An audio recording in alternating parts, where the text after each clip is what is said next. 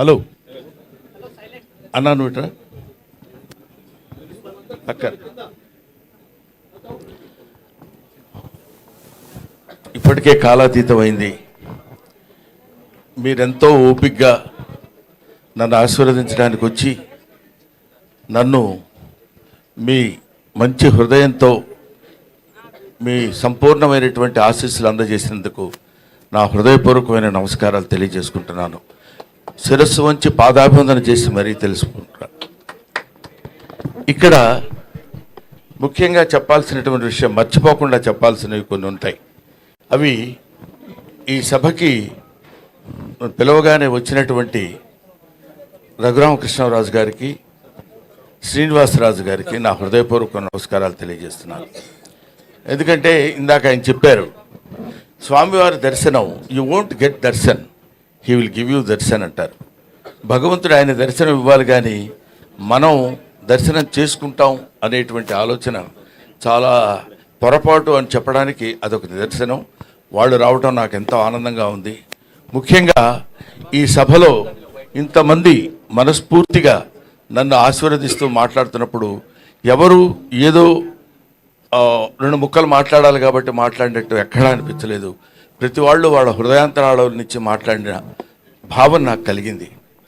42 సంవత్సరాల సుదీర్ఘమైనటువంటి ఈ చలనచిత్ర జీవిత చరిత్రలో ఎన్నో ఉడుదుడుకులు, ఎన్నో రకరకాలైనటువంటి ఇబ్బందులు ఎదుర్కొని మీ అందరి ఆశీస్సులు 4 డికేడ్స్ దాకా తెచ్చుకోగలిగానంటే అది నా గొప్పతనం కాదు, అది ప్రేక్షకులు, ప్రేక్షక దేవుళ్ళు, ప్రేక్షక మహాశయులు వాళ్ళ యొక్క ఆశీస్సులే ఇంతవరకు మేము నిలబడగలిగాం. అదే లేకపోతే నేను వాళ్ళ ఈ స్థితిలో ఉండేవాడిని కాదు. అంతకు మించి తెలుగు కళామ తల్లికి, తెలుగు సినిమాలు నిర్మించినటువంటి తెలుగు ఫిల్మ్ ఇండస్ట్రీకి నా శిరస్సు వంచి నేను పాదాభివందన చేస్తున్నాను. ఎందుకంటే ఇన్ని సినిమాలు చేసి గిన్నిస్ బుక్ ఆఫ్ వరల్డ్ రికార్డులో బ్రహ్మానందం నేమ్ నమోదు చేసుకున్నాడంటే,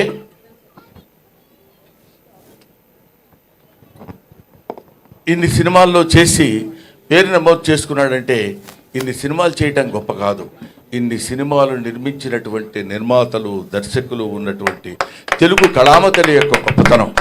వాళ్ళు నిర్మించిన అన్ని సినిమాలు ఉండబట్టే మేము ఇన్ని సినిమాలు చేయగలిగాం.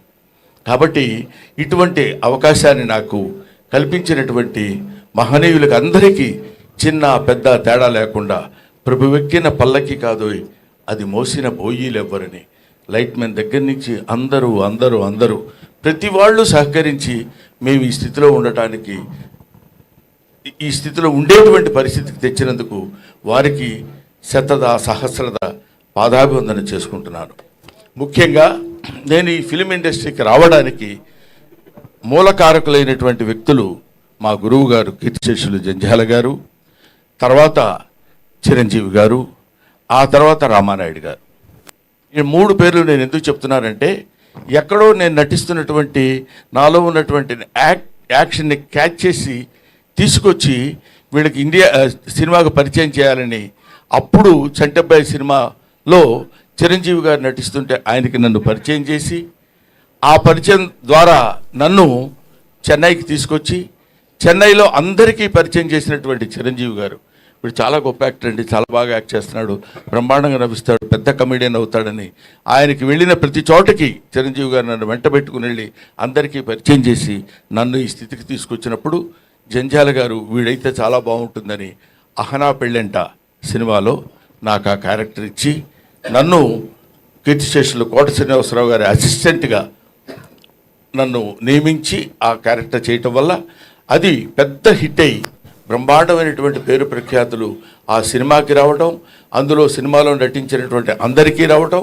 ముఖ్యంగా కొత్త వాళ్ళైనటువంటి కోట శ్రీనివాసరావు గారు, అప్పటికే ఆయన లబ్ధ ప్రతిష్ఠుడు, ఆయన తర్వాత నాకు ఆ పేరు రావడం నాకు చాలా ఆనందంగా ఉండి అలా అలా అలా అలా అలా వెనక్కి తిరిగి చూసుకోకుండా ఇన్ని వందల సినిమాలు నటించగలిగాను. అది నా గొప్పతనం అని నేను ఏనాడు ఫీల్ అవ్వలేదు. కొంతకాలం వరకు ఫీల్ అయ్యేవాడిని, చాలా గొప్ప నటుండి నేను, లేకపోతే నన్ను వీళ్ళందరూ మామూలుగా ఏదో పెద్ద పుడింగి రైడు అని అనుకుంటున్నారంటే కొంచెం కాలు రగరేసుకొని నడిచిపోయిన రోజులు ఉన్నాయి. ఎందుకంటే ఒక స్టేజ్లో ఏంటంటే ఒక లవ్ అనేది అంటే ఒక స్థితి అనేది అప్పుడప్పుడు పరిస్థితులను బట్టి మారుతుందనటానికి నేను DD8లో దాన్ని ఏమంటారు టీవీ దూరదర్శన్లో మాట్లాడేటప్పుడు అక్కడ నేను చేసిన యాక్షన్కి అందరూ పక్కపక్కల బ్రహ్మానందం అని అంటే చాలా ఆనందపడిపోయాడు. అబ్బో మనకు చాలా పెద్ద పేరు వచ్చిందిరా అని. మున్సిపాలిటీ బండిలాగా చెత్తబళ్ళు వస్తాయి చూడండి, ఎక్కడైనా యాంటీనా ఉన్న ఇల్లు ఉంటే అక్కడ ఆగేవాడిని. అంటే వాళ్ళు బయటకు వచ్చి చూసి ఇదే బ్రహ్మానందం అంటారేమో అని ఆనందం. సో అటువంటి స్టేజ్ నుంచి ఇవాళ Brahmanandam became a house hold comedian అనేటువంటి స్థితికి పరమేశ్వరుడు నన్ను ఇక్కడ తీసుకొచ్చాడు. నేను ఇందాక చెప్తున్నాను, చాలా సందర్భాల్లో నేను వెంకటేశ్వర స్వామి గురించి ఎందుకంటాను, ఇందాక రఘురామకృష్ణరాజు గారు చెప్పినట్టు నేను మా ఇంట్లో అంటే అదొక పిచ్చి నమ్మకం.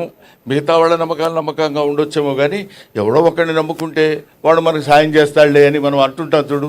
ఒరే ఎందుకురా పెద్ద చోట తిరుగుతావు, వాడి దగ్గర పడుండు, అది ఆయనే ఏదో జీతం పెంచుతాడు, ఏదో చేస్తాడు, నువ్వు శుభ్రంగా బతకొచ్చని పెద్దలు మనకు చెప్తుంటారు. అలాగే వెంకటేశ్వర స్వామిని నమ్ముకొని ఆయన్నే బతికితే ఆయనే ఏదో మనకు కావాల్సింది ఎప్పుడెప్పుడు ఏది ఇస్తాడో అనేది, అలాగా ఆ రకమైనటువంటి జీవన విధానాన్ని గడిపినటువంటి వాడు. ముఖ్యంగా మా అన్న బాబు మోహన్, నా మనవడు బాబు మోహన్, ఓకేనా.